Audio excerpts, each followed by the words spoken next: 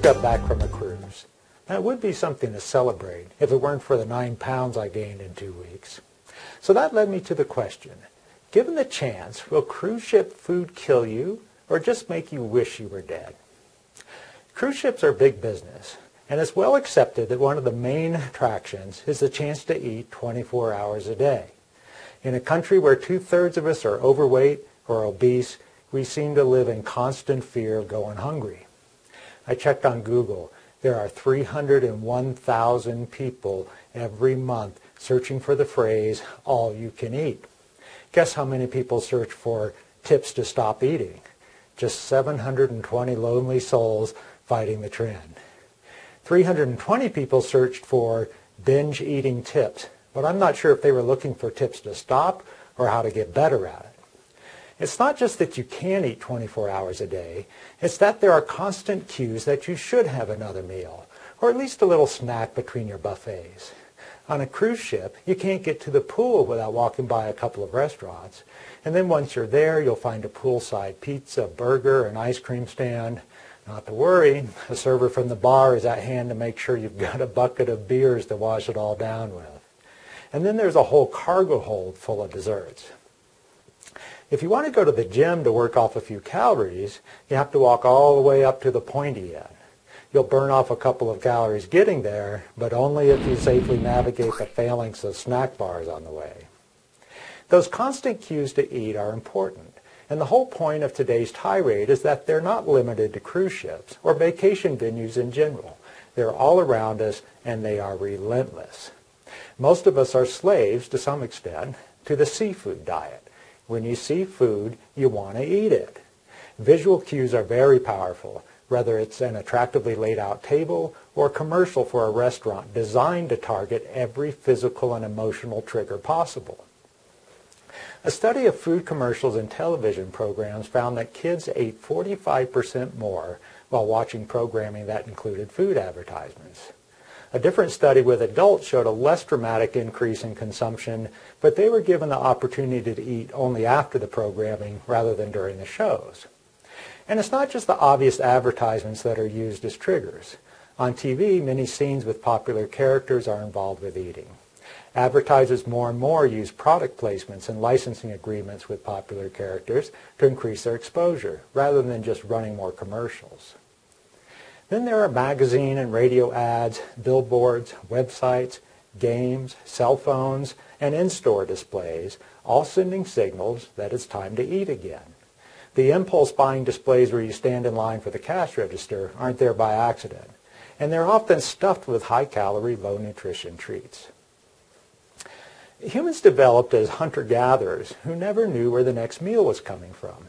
We have very powerful signals to eat, but no well-developed signals to stop. Even when our stomachs are full, the biochemical response to eating is generally that we should eat a little more, just to be on the safe side.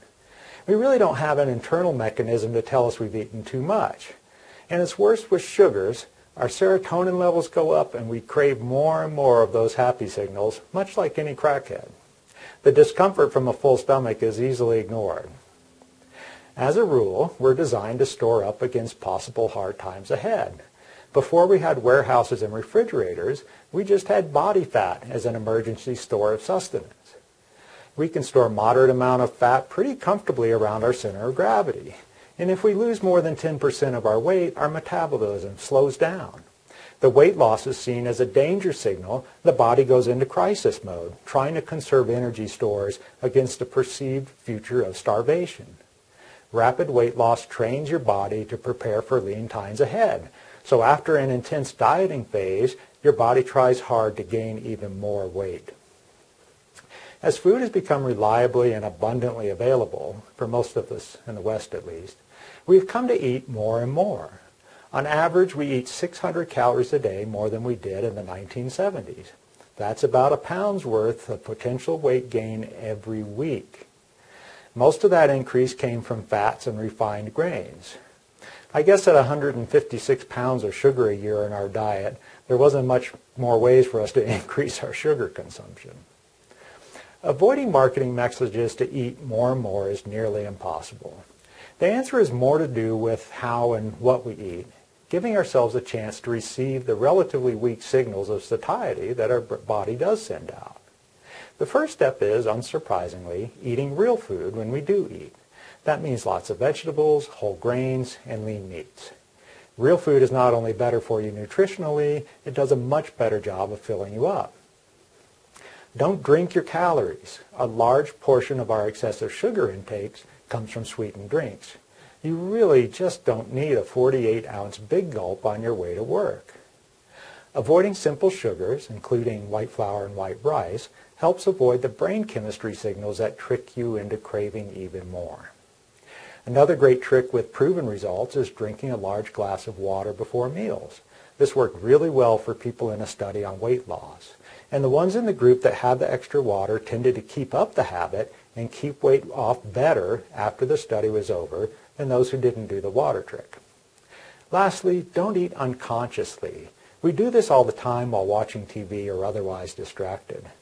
Just like the kids in the study, you'll eat more when you're not really thinking about it.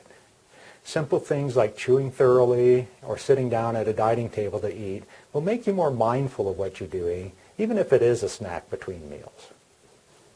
Well, good luck. This is Braxton Ponder of PonderNaturalHealth.com. Stop by the website for more news and information about natural health and alternative medicine, or join us on Facebook. It's facebook.com/PonderNaturalHealth.